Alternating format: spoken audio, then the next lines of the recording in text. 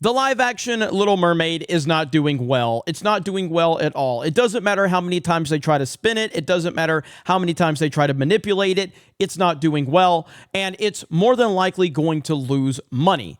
And now you have even articles here from MovieWeb. Is The Little Mermaid a box office success? No, it's not. And it deserves to be a failure because people, generally speaking, are sick and tired of the identity politics, the race swapping, and all of the social justice nonsense. Now, even I said, I think this movie's actually going to make money because of the nostalgia and the fact that something like The Lion King and a lot of the other Disney live-action films have done very, very well, regardless if they were good or not.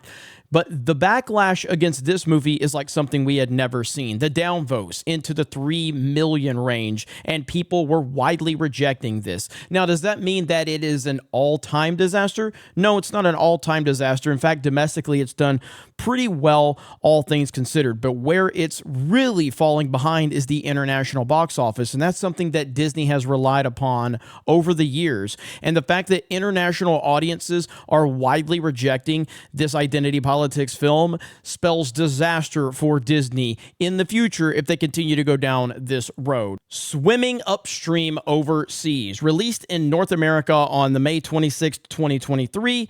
Prior to the Memorial Day weekend, The Little Mermaid grossed $118.6 million over the Friday to Monday Memorial Day frame, slightly ahead of 2019's live-action remake of Aladdin, which grossed $116.8 during the same 4-day frame in 2019. However, this $118 million opening weekend at the domestic box office was more than offset by a lackluster opening weekend performance in the international markets, where The Little Mermaid only grossed $63.8 million, including a pitiful $2.5 million opening weekend across the Chinese market.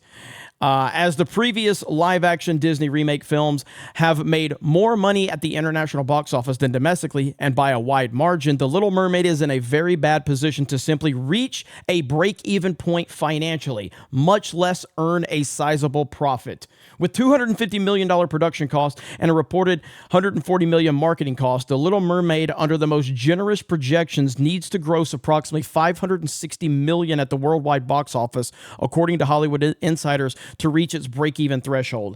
I would argue it needs to reach a lot more than that. However, this $560 million figure, which assumes a $300 million domestic gross and a $260 million international gross, also includes $100 million in expected earnings from television, both free and paid television, another $100 million from home entertainment, digital and DVD, and $80 million from international television sales and streaming rights. Basically, the $560 million break-even scenario accounts for an exhaustion of the film's potential revenue streams beyond its theatrical life, and leaves little possibility for the film to be able to achieve any substantial profit for Disney. Well, isn't that what we said?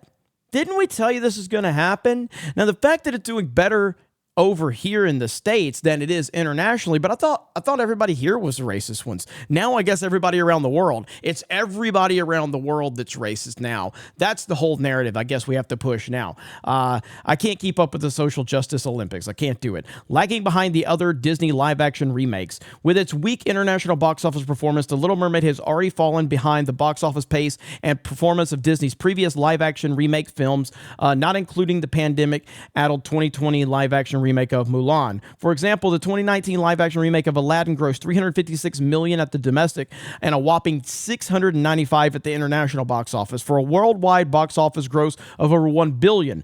Prior to Aladdin, Beauty and the Beast, the 2017 live-action adaptation of Disney's 1991 animated film, grossed $504 million domestically and $759 internationally, hitting $1.2 billion.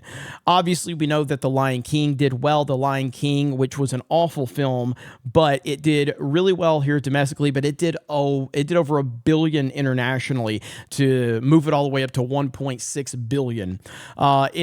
In stark contrast, The Little Mermaid, at the end of its second theatrical weekend, has grossed approximately $260 million at the worldwide box office, giving its current box office trajectory, especially in the international markets, the only recent live-action Disney film that The Little Mermaid has a chance of surpassing, commercially speaking, is Dumbo, the 2019 adaptation of the 1941 animated film of the same name, which grossed $353 million at the worldwide box office, against a reported $500 million worldwide box office break-even point. So right here, it just says a box office iceberg, and it's basically just continuing to make the case that this movie's in really bad shape. Given its array of whimsical elements, how and why did The Little Mermaid become such a divisive symbol? And did the backlash against the film and the accompanying effect of practice of review bombing, here we go with the review bombing bullshit, the fucking movie is not doing good because people are rejecting identity politics. They are sick and tired of it. Disney, Hollywood, mainstream media, corporate America, they have decided to put emphasis on race, gender, and sexual identity and sexual orientation. That's what they've done. They have decided to fixate on these things. So then when they cast a person, they want to sit there and hype it up. This is the first black person that's ever done this. This is the first woman that's ever done that. This is the first this. We are sick and tired of it. People are tired of it. That's why it's failing. Not because of review bombing, which is bullshit, by the way. That's not why this is failing. It's failing because people, generally speaking, are tired of it. And we've been telling you this for years. And this is just another example of this nonsense. So we are at a point now where I don't know if this movie will break even. I think this movie will probably lose money. And we can add that to the Little Mermaid lost money, just like Solo lost money, just like Lightyear lost money. And now the Little Mermaid potentially going to lose money. And that's not the only films under the Disney banner that have lost money. Recently, you had Strange World losing money, and you've had Ant-Man losing money. Marvel Cinematic Universe films are not doing well. Disney is struggling right now, and they deserve it. They deserve all of the backlash they're getting. They deserve to struggle. They deserve to lose money, and they are going to have to change at some point, or they're going to continue to fail. And I'm fine with either one of those scenarios, because ultimately, you either give me good products, or you're going to fail miserably. And I will be right one way or the other, and so many other people will as well. This film is being rejected because people are tired of identity politics. Plus, you have this poster right here. This is the China poster. I guess you were trying to make them think it was a spinoff of Avatar. Good job on that one. Didn't work out too well, did it? But ultimately, I said that this movie was going to be a shit show, and it absolutely is. The film itself is objectively terrible. There is not one single good thing about this movie. There's not one redeeming quality whatsoever. And I know that there's a lot of people out there that tried to hype up Haley Bailey or whatever. She's not good in the movie. I'm not saying she's a bad actress. I don't know anything about her outside of this. She's not good in this movie. If you want to say her singing's good, that's fine. That doesn't make the movie good. She's not good. Everything about this movie was bad. This was an objectively terrible movie in every single way, and it physically made me sick to my stomach to have to sit through it and watch it. It was awful. It was terrible, and it was worse than The Lion King, the 2019 remake, which I hated that movie passionately. This one was even worse. You guys let me know your thoughts in the comments below. Thank you very much for checking out this video, and just remember, Solo lost money. Raylos are weird. Fuck Lucasfilm, and we will talk to you later.